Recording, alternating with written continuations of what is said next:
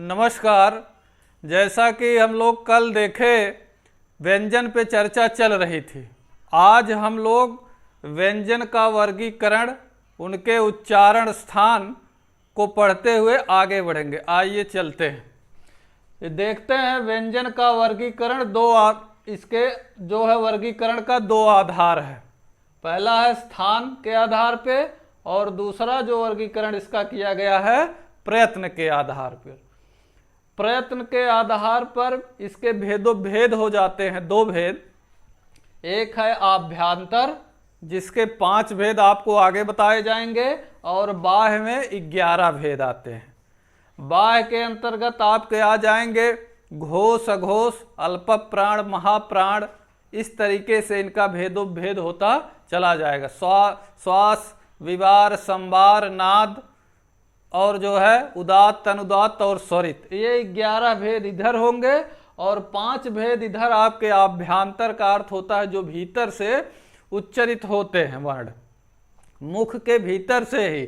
और बाह्य का अर्थ क्या है कि मुख से बाहर निकलते निकलते जो पूर्ण रूप से उच्चरित हो जाते हैं। ये वैज्ञानिक आधार है वर्णों के उच्चारण का। तो इसके अंतर्गत स्पृष्ट, ईषत्, स्पृष्ट, विपरीत, संवृत, इस तरीके से 5 भेद हैं इसको हम विधिवत आगे बताएंगे। अभी आज हम लोग पहले जो है स्थान के आधार पे कि वर्णों का स्वर और व्यंजन दोनों तरीके के जो वर्ण हैं, स्वर और व्यंजन, उनका उच्चारण स्थान हम देखेंगे। तो चलते हैं, हम लोग आगे बढ़ते हैं।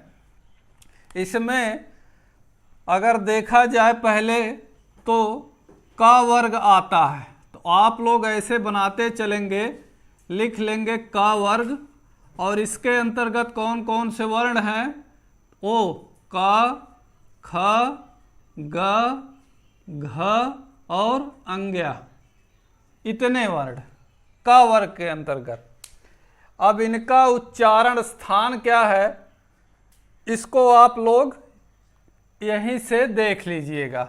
आगे थोड़ा सा हम इसको फिर से बना देते हैं, आप लोगों को सुविधा रहे, ताकि कोई समस्या न खड़ी हो बीच में। देख लीजिए इसको, यहाँ से आप शुरू करेंगे, का वर्ग लिखेंगे और का, ख, ग, घ, अंग्या, यहीं आपको लिख लेना है उच्चारण स्थान। यहाँ ऊपर उच्चारण स्थान, इनका उच्चारण स्थान क्या होगा ये हमको यहाँ से निर्धारित होगा। और वर्ग जो है, प्रत्येक वर्ग में देखिए 5-5 वर्ण आएंगे। और इसका उच्चारण स्थान कंठ है। का उच्चारण स्थान क्या है? कंठ है।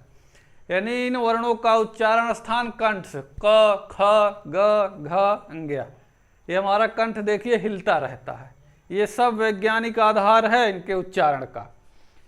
लेकिन हम लोग जो अभी तक पढ़े कि बस 5 वर्ग दे दिया गया, का जो है का वर्ग कंठ से है, चा वर्ग तालु से है। इसके बाद ये तो व्यंजन की बात हो रही है, हमको स्वरों को भी साथ लेकर के चलना है, क्योंकि स्वरों का भी उच्चारण स्थान है। प्रश्न वहां से भी बनता है, और प्रश्न आया है, कई बार पूछा गया है। जैसे ई का उच्चारण स्थान, ऊ का उच्चारण स्थान, अ का उच्चारण स्थान, ये पूछता है। और एक बात, स्वर हमने बताया पिछली कक्षा में कि स्वर जो है, स्वरों का हमने वर्गीकरण कर दिया। अभी कुछ चीज़ें स्वर में बहुत महत्वपूर्ण हैं। जैसे एक हेडिंग उसकी बनती है, जिह्वा की स्थिति और मुखाकृत के आधार पे स्वरों का भेद। ये टॉपिक अभी आपका रह गया है, इसी के अंतर्गत वो चलेगा। उसको बहुत विधिवत से हम बताएंगे आपको। अभी चलते हैं व्यंजन की तरफ। तो इतना तो हमको पता हो गया कि का वर्ग में 5 वर्ण हैं। प्लस यहीं लगाइएगा, जैसे हम लगा रहे हैं कि और इनमें कौन कौन आएंगे प्लस। तो छोटा आ चाहे बड़ा आ, ये भी इसी कैटेगरी में आएगा, का वर्ग में ही। कामा लगा करके आगे हा और विसर्ग। विसर्ग का चिन्ह आप लोगों को पता है ऐसे होता है, अगर ये इस रूप में है और चाहे ऐसे मिल जाए, और एक तरीका इसका है अनुनासिक वर्ण भी आता है। अनुनासिक वर्ण के लिए है ये चिन्ह, ये चाहे ये ह्रस्व में रहे और चाहे दीर्घ में रहे। यहां तक इतने वर्ण का उच्चारण स्थान क्या है? कंठ। इनका उच्चारण स्थान क्या है? इन सभी का उच्चारण स्थान आपका क्या है? कंठ से। अब देख लीजिए, आप का वर्ग पढ़ेंगे तो अब ऐसे पढ़े, वैसे ये संस्कृत में बहुत आसान है। संस्कृत में ये समझना और पढ़ना बहुत आसान है, हिंदी में थोड़ा कठिन हो जाता है। केवल एक सूत्र वहां आपको याद करना है, अकुह विसर्जनीया नाम कंठा।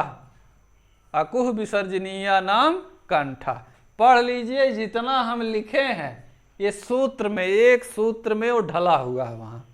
तो यहाँ हिंदी है, मजबूरन हमको जो है एक एक चीज अलग अलग करके आप लोगों को बताना है। तो देख लीजिए कि का खा गा घा अंग्या आ, चाहे वो ह्रस्व हो दीर्घ हो, प्लस हा और विसर्ग का उच्चारण, और ये अनुनासिक है, इससे सावधान रहना है आपको।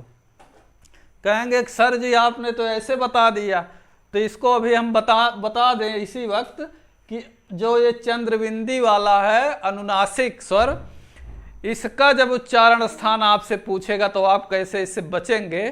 तो मूल स्थान तो इसका कंठ है और प्लस नासिका, कंठ प्लस नासिका। तो यही इसको तुरंत आप गोला ऐसे करके ये जो वर्ण लिखे हैं ये कंठ प्लस नासिका ऐसे लिख लीजिएगा। कंठ प्लस नासिका से इनका उच्चारण स्थान होता है। ये उच्चरित कैसे होते हैं? कंठ और नाक दोनों के सहारे ये बोले जाते हैं। केवल ये दो वर्ण की बात है यहाँ, केवल अनुनासिक, बाकी और जितने हैं सब केवल कंठ से हैं। अगला वर्ग आता है क ख ग घ अंग्या, और फिर आ जाएगा चा वर्ग। चा वर्ग में भी कितने वर्ण है? 5, चा, छ, ज, झ और या। तुरंत फिर इसमें प्लस, क्या करेंगे? प्लस लगा करके। अब इसका भी सूत्र संस्कृत में बनता है कि ईचु यशा नाम तालु। उससे पूरा संपूर्ण स्वर और व्यंजन हमारे आ जाते हैं। प्रत्येक वर्ग के एक ही सूत्र में हर वर्ग का जो है स्वर और व्यंजन वहां उच्चारण स्थान पता लग जाता है। जैसे यहां हम लिखेंगे, चाहे वो छोटी ई हो चाहे बड़ी ई, ठीक।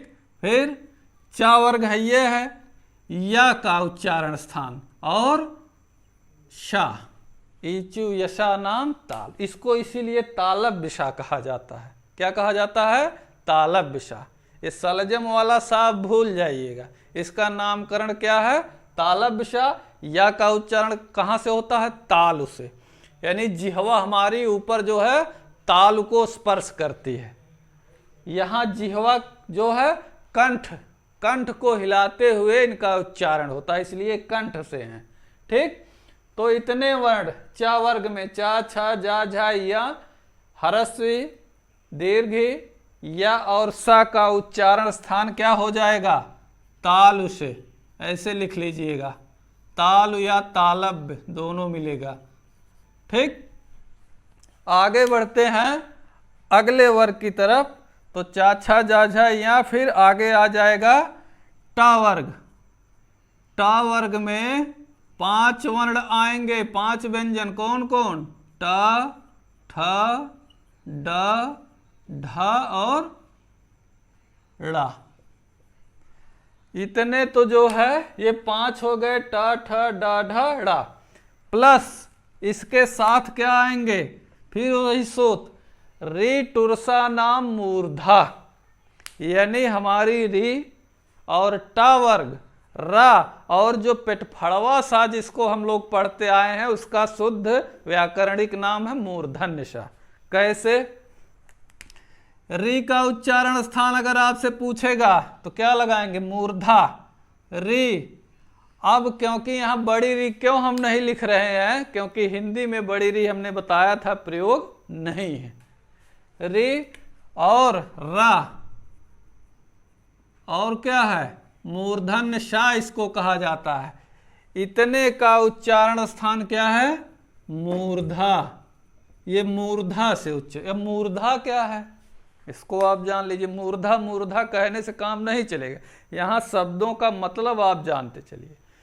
कहते हैं भैया कि कालिदास लेखकों में मूर्धन्य कवि थे, या प्रेमचंद, किसी को आप कह लीजिए कि वो मूर्धन्य विद्वान। मूर्धन्य मतलब श्रेष्ठ, और यहाँ श्रेष्ठ का अर्थ क्या है? ऊपरी, यानी तालु के जो पीछे खुरदुरा भाग है, खुरदरे भाग के और पीछे, उसको मूर्धा कहते हैं, एकदम ऊपरी सिरा। तिनका उच्चारण स्थान वहां से होता है। इसका उच्चारण बहुत कठिन है मूर्धन्य शा का, ये ख के निकट होता है, इसलिए हम बार बार आप लोग देखें श ख सा ह कहते हैं। ठीक, तो इसका ख की तरह उच्चारण स्थान हो जाता है, इसलिए इसको मूर्धा। अगर आपसे पूछेगा रा का उच्चारण स्थान, री का या टावर्ग आप जान ही रहे हैं, तो सबका उच्चारण स्थान कहां से है? मूर्धा। आगे बढ़ते हैं तो देखते हैं इसमें कौन सा वर्ग आएगा। ता वर्ग, का खा गा घा अंग्या चा छा जा झा या टा ठा डा ढा ड़ा, और आगे ता वर्ग है। ता वर्ग के अंतर्गत ता, था, दा, धा और ना, प्लस। अब इसमें भी देख लीजिए क्या क्या आएंगे। लृ तुलसा नाम दंताह, क्योंकि 32 दांत होते हैं इसलिए बहुवचन में दंताह। तो अगर आपसे पूछे, यहाँ लृ का तो प्रयोग हिंदी में नहीं है, लेकिन आप लोग जान लीजिए, अगर आप लोग संस्कृत से कोई परीक्षा देते हैं, टेट या सुपर टेट, तो लृ का उच्चारण स्थान आपसे पूछेगा तो क्या आप बताएंगे? दंत से। तो लृ का दीर्घ नहीं होता, पहला प्रश्न। लृ हमेशा ह्रस्व रहती है, ये जान लीजिए, बहुत बार टेट और सुपर टेट में पूछ चुका है। लृ का दीर्घ नहीं होता, इसको तुरंत नोट कर लीजिए। लृ हमेशा ह्रस्व में रहती है। तो लृ तुलसा, तो ता वर्ग तू से जो तू बार बार आ रहा है, कु आ रहा है, पू आ रहा है, इसका मतलब जान जाइए, कु कहने से काखा गाघा अंग्या, चू कहने से चाछा जाझा या, टू कहने से टाठा डाढ़ा। ठीक, इस तरीके से। तो लृ और क्या आएगा इसमें? ता वर्ग हो गया है यहां तक, ला, और इसको हम लोग दंत्य सा कहते ही हैं।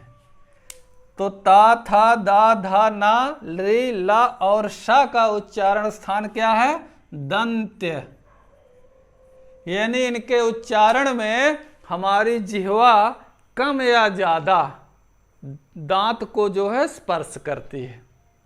ठीक, आते हैं अगले वर्ग की तरफ। तो अगला वर्ग हमारा क्या है? पा वर्ग। और पा वर्ग के अंतर्गत भी कितने वर्ण आएंगे? 5 वर्ण। कौन कौन? पा, फा, बा, भा और मा, ये 5 वर्ण। प्लस में क्या है? प्लस में अगर आप जाएंगे, जो हम प्लस बार बार कह रहे हैं, तो वहां भी संस्कृत का ही सूत्र है, उपधमानीया नाम ओष्ठव। उपधम, अब समझा देते हो क्या क्या है। ऊ से छोटा ऊ, बड़का ऊ, यानी छोटा ऊ और बड़ा ऊ, इसके साथ पा, फा, बा, भा, मा का जो उच्चारण स्थान है वही ऊ। और उपधमानीय क्या है? प्रश्न आ गया था, ये कोई सोचा नहीं रहा होगा कि उपधमानीय और जिह्वा मूली से कभी प्रश्न पूछेगा। अभी आप बैग जाइए, पेपर उठा के देखिएगा, कोई एग्जाम था इसी 19 के लास्ट में, वहाँ पूछा था कि जिह्वा मूली या उपधमानी क्या है। तो जो नहीं जानते थे बेचारे, बहुत लोग नहीं जानते थे, तो समझ लीजिए उपधमानी क्या है। तो यहीं लिख लीजिएगा, ब्रैकेट ऐसे लगा करके कामा लगा करके लिख लीजिएगा उपधमानी क्या है। तो इसमें पा के पहले आधा विसर्ग और फा के पहले आधा विसर्ग अगर इस तरीके से हमको मिल जाता है तो उपधमानीय है। इसको क्या कहते हैं, लिख लीजिएगा इसका नाम उपधमानीय। ठीक, इस तरीके से अगर आप ध्यान से देखेंगे, उपधमानी में उ और पा से जैसे पा मिला, इसका ट्रिक है, जान लीजिए आप लोग, क्योंकि अभी हम जिह्वा मूली भी आगे बताएंगे। तो ऊ से क्या पकड़ेंगे, छोटा ऊ बड़ा ऊ, और पा से पा और फा, केवल 2 वर्ण। ये जब आएंगे आधा विसर्ग इसको हम लोग कहते हैं, तो उपधमानीय की संज्ञा दी गई है इनको। इनका प्रयोग वेदों में होता था, इनका उच्चारण जो है हम लोग के बस की बात नहीं है। बस ये आप जानते, अब आपको बस जानना है कि उपधमानी क्या है। अगर किसी शब्द के आगे ये लगे हुए हैं, किसी वर्ण के आगे, तो समझ जाइए उपधमानी का चिन्ह है। ठीक, आगे बढ़ते हैं। ये तो 5 वर्ग और उनके साथ साथ जो लग रहे हैं, कौन, उच्चारण स्थान। ठीक, आगे है, आप लोग देख लीजिए वा का। अब इतने के बाद 25 तो इधर है हमारे स्पर्श व्यंजन, और देख लीजिए इधर 1 2 3 4 5 6 जैसे अभी बचे हुए हैं। स्वर में भी कुछ वर्ण बचे हैं, उनका उच्चारण स्थान, और व्यंजन में भी, तो उनकी भी मैं कैटेगरी आपको बता दे रहा हूं। तो इसको स्टार बना के अब लिखिएगा। ये तो वर्ग की बात यहां तक हो गई। अब स्टार बना के आप लिखेंगे कैसे, आपसे वा का उच्चारण स्थान पूछ ले कि वा का उच्चारण स्थान क्या है, तो आप क्या लगाएंगे, दंत प्लस ओष्ठ, दंत प्लस ओष्ठ, यानी वा के उच्चारण में दंत और ओष्ठ। देखिए कई वा, तो ये वृत्ताकार जो है ओष्ठ बनता है, और दांत को थोड़ा सा जिह्वा जो है वो छूती है, तो इसलिए इनको क्या कहा गया, दंत प्लस ओष्ठ। और आगे देखा जाए ए और ऐ का उच्चारण स्थान आपसे पूछेगा, तो आप क्या लगाएंगे, ए और ऐ का कंठ प्लस तालु, कंठ प्लस तालु। ए और ऐ का कंठ प्लस तालु उच्चारण करिए। देखिए यहां से ये आपका कंठ जो है हिलेगा, ए ऐ वैसे उच्चारण इसका स्थान है, तो कंठ और ताल। और आगे ओ और औ का उच्चारण स्थान, ऐसे स्टार बना बना के इसको लिखते जाइएगा। ओ और औ का उच्चारण स्थान अगर आपसे पूछ लिया जाए, तो आप क्या करेंगे, कंठ प्लस ओष्ठ, कंठोष्ठ करके देगा, कंठोष्ठ करके दे चाहे कंठ प्लस ओष्ठ दे। ये कंठ प्लस तालु है, ये दंत प्लस ओष्ठ है। तो अगर देखा जाए ओ और औ का उच्चारण, तो कंठ और ओष्ठ, ओष्ठ हमारा ओ वृत्ताकार होता है थोड़ा सा इनके उच्चारण में, किनके, ओ और औ के। ठीक, आगे जिह्वा मूली, और आगे बढ़ते हैं तो बता रहे हैं आपको क्या क्या, अभी कई चीज इसमें बाकी है बताने के लिए। तो जिह्वा मूली आप लोग यहीं समझ लीजिए लगे हाथ, क्या है जिह्वा मूली। जिह्वा मूल का अर्थ होता है कि जिह्वा के मूल भाग से, जिह्वा के मूल भाग से जिनका उच्चारण होता है उनको जिह्वा मूली कहते हैं। इसके अंतर्गत का आधा विसर्ग ऐसे लगा रहेगा, आधा विसर्ग इस तरीके से और खा के आगे ऐसे, जैसे वहां हम बताए थे कि आधा विसर्ग ऐसे लगा रहेगा। आप एक गोला ऐसे बनाइएगा, इसको आप ऊपर से काट देंगे तो आधा हो जाएगा, और ऐसे इसको नीचे से काट देंगे तो ये आधा हो जाएगा। ये तरीका है इसका। तो अगर का और खा के पहले आधा विसर्ग मिले और पूछे कैसा इनका उच्चारण स्थान क्या है, तो क्या है, जिह्वा मूली, जिह्वा के मूल भाग से, यानी एकदम जहां से जिह्वा हमारी जुड़ी है, जहां से निकली मूल भाग से इनका उच्चारण, ये भी वैदिक वर्ण ही कहे जाते हैं। ये वेद में इनका प्रयोग होता था, इनका और उपधमानीय का, दोनों का। तो इनसे आपको सजग हो जाना अभी से। बहुत टेढ़ा प्रश्न है ये पूछ चुका है, तो इनसे आपको इस तैयार रहना है अभी से। और अब देखिए, ये तो इतने से अभी काम आपका बनेगा नहीं, अभी और चीजें हैं। इसको आप लोग नोट करते चलिए, स्क्रीनशॉट लेते रहिए, और वीडियो अगर आप लोग भगा भगा के देखेंगे तो पक्का जान लीजिए समझ में आने वाली बात नहीं है। तो इसलिए बहुत आराम से एक बार ही देखिए, एक बार में सारी चीजें क्लियर हो जाएंगी। देखते हैं अब, ये जो हमारे 5वें नंबर पे सब हैं, देखिए जैसे अंग्या, या, ड़ा, ना और मा, तो इनको हम जो है थोड़ा सा ऐसे घुमा घुमा के दिखा रहे हैं। बहुत कायदे से तो नहीं लिख मिला है, लेकिन आप लोग शायद समझ जाएं। ये जो नक्शा बन गया एक टेढ़ा मेढ़ा, तो देखिए पंचमाक्षर हैं, पंचमाक्षर इनको कहा जाता है। 5वें अक्षर, पंचम धन अक्षर दीर्घ संधि से क्या हो गया, पंचमाक्षर।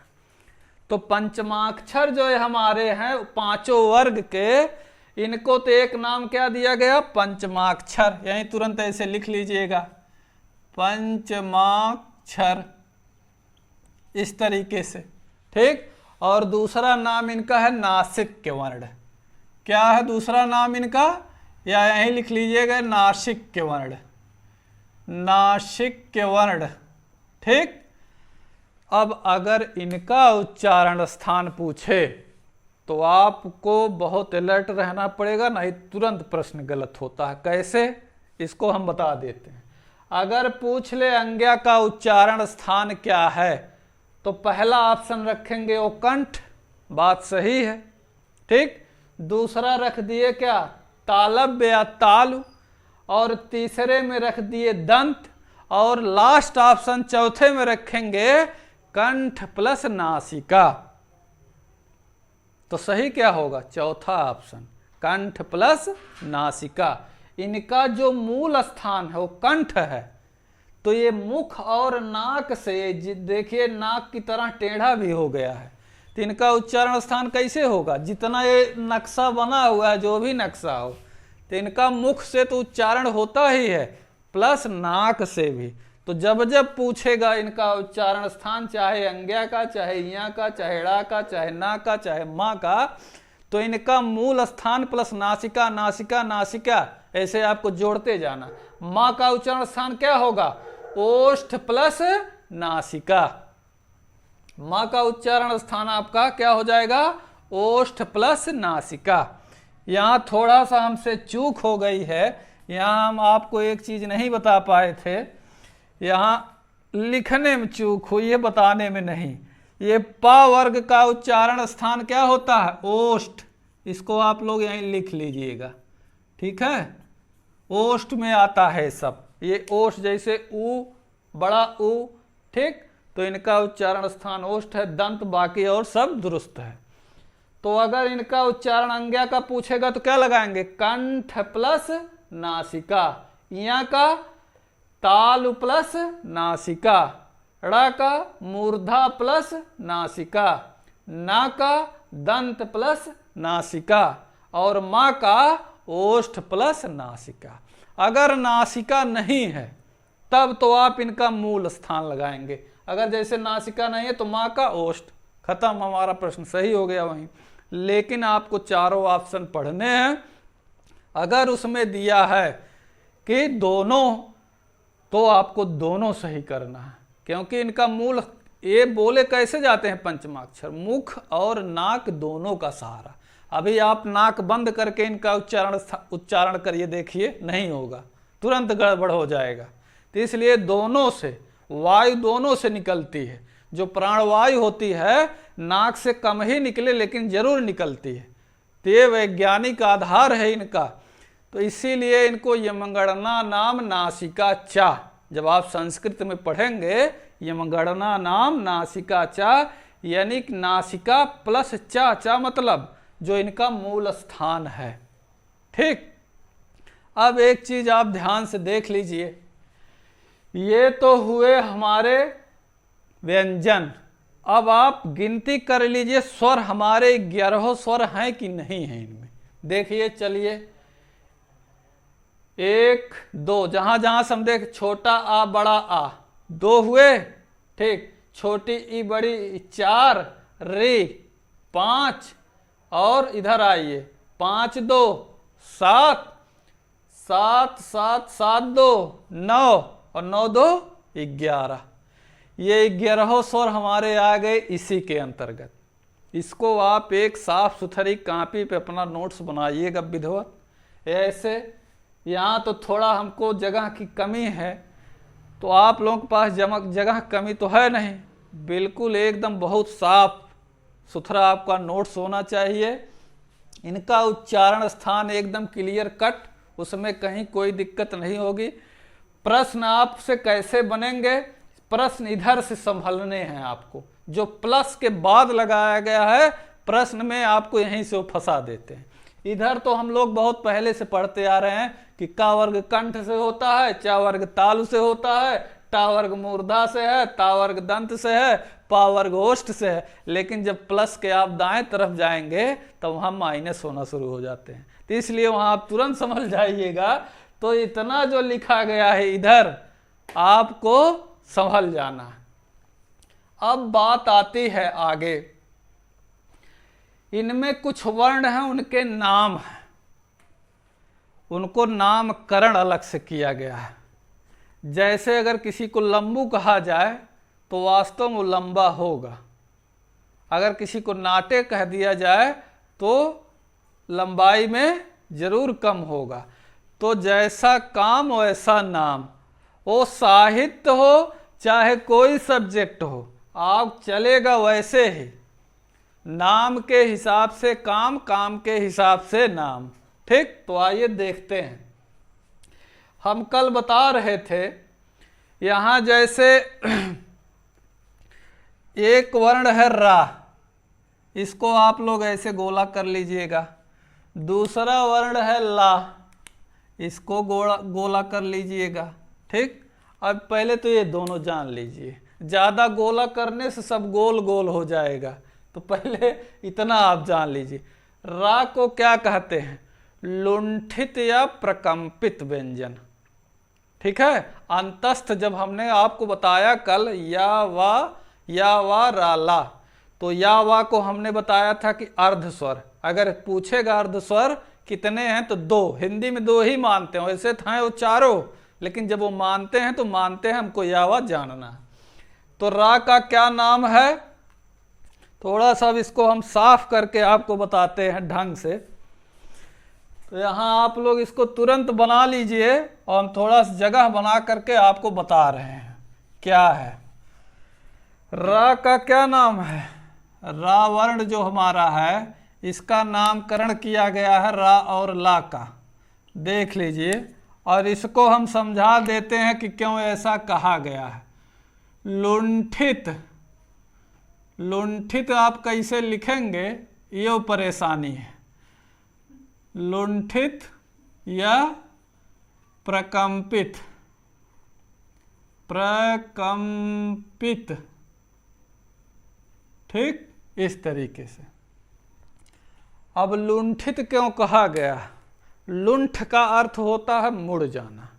क्या मुड़ जाए, जिह्वा, इसके उच्चारण में जिह्वा हमारी लुंठ जाती है, मुड़ जाती है। कैसे, जैसे फर्रुखाबाद, आप अपना उच्चारण करके देख लीजिएगा। फर्रुखाबाद, तो जिहवा में देखिए कंपन भी है, प्रकंपित भी है, और लुंठ यानी वो मुड़ भी रही। कहन मारब सुलंठिया वह, देशज में तो यही कहा जाता है, तो वही वो लुंठित है यानी जो उलट जाए। ठीक है। और ला को क्या कहा जाता है? पार्श्विक, पार्श्विक वर्ण इसको कहा जाता है। और पार्श्विक को बहुत सावधानी से लिखिएगा, ऐसे शुद्ध लिखा जाता है। ठीक है। पार्श्विक, पार्श्व का अर्थ होता है बगल। इतना तो आप लोग अगर रेडियो सुने हो कभी गाना होना, तो उसमें पार्श्व गायक होते हैं जो मुख्य गायक के बगल में खड़े होकर के गाते हैं, जिसको डेवढ़िया कहा जाता है। तो जब ला का उच्चारण होता है तो जिह्वा के बगल से प्राणवायु मुख के बाहर निकलती है, इसलिए उसका वैज्ञानिक नामकरण क्या हुआ? पार्श्विक। ये प्रश्न सब पूछा गया है। पार्श्विक वर्ण कौन है? ला। लुंठित या प्रकंपित क्या है? रा। ठीक। आगे आइए, डा और ढा, ये किस कैटेगरी में आते हैं? डा और ढा, ये जो हमारे बिंदी वाले हैं, डा और ढा दोनों। ठीक। यहाँ भी बिंदी रहेगी, ढा में भी। ठीक है। ये जो है इनको कहा जाता है उच्छिप्त व्यंजन। क्या कहा जाता है? उच्छिप्त। उच्छिप्त कहा, इनका नामकरण किया गया उच्छिप्त। अब उच्छिप्त क्या है? उच्छिप्त का अर्थ होता है ऊपर की तरफ फेंका हुआ। इसको नोट कर लीजिए आप लोग। उच्छिप्त का अर्थ क्या होगा? ऊपर की तरफ फेंका हुआ। अब ऊपर की तरफ फेंका हुआ, इसका यहाँ क्या काम है? तो इनके उच्चारण में देखिए, कहिए ढक्कन, ढोलक, इनके उच्चारण में जिह्वा झटके से हमारे तालु को, ऊपरी सिरे को छू करके फिर वापस आ जाती है। ये इनका आधार है स्पर्श का उच्चारण का। ठीक। आगे तो बात इन वर्णों पे हुई, वर्गों पर हुई। स्वर और व्यंजन हमारे लगभग इसमें आ गए, लगभग क्या, पूरे आ गए। ठीक। तो हमने आपको एक गिरोह स्वर गिना दिया। यहाँ एक आध दो वर्ण यहाँ जो है, यहाँ आपको संभलना है। ये मत कहिएगा कि सर जी इसको बताए नहीं। तो कंठ प्लस नासिका ये भी है, नासिक के वर्ण ये भी है जो अनुस्वार। और हाँ, अनुस्वार का जब आपसे उच्चारण पूछेगा, अनुस्वार का उच्चारण जब पूछेगा तो उसका भी क्या है। वैसे अगर आप थोड़ा सा बुद्धि लगाएं तो ये सब हमारे अनुस्वार हैं। ठीक। जितने पंचमाक्षर हैं ये क्या है? अनुस्वार के ही रूप में आते हैं। तो अनुस्वार का उच्चारण अगर पूछेगा, जो बिंदी केवल रहती है, तो उसका उच्चारण स्थान क्या है? नासिका। ठीक। तो आज के लिए इतना ही। आगे हम मिलते हैं नए वीडियो में आपसे। तब तक हमारे साथ आप बने रहें। बहुत बहुत धन्यवाद।